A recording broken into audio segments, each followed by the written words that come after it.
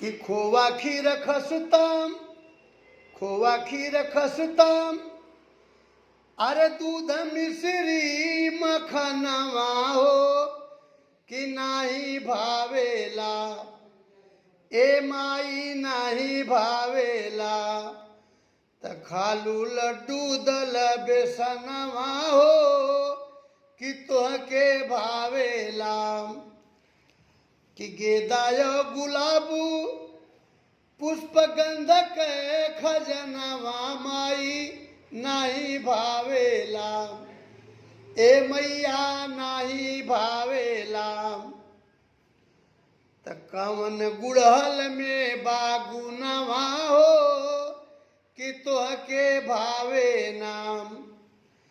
घंटा घन घनालाम, घंटा घन घनालाम, बाजे तोहरे गोहनवा हो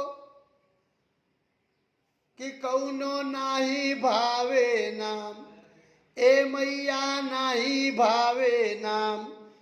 तदफला चामे के बजनवा हो तोहके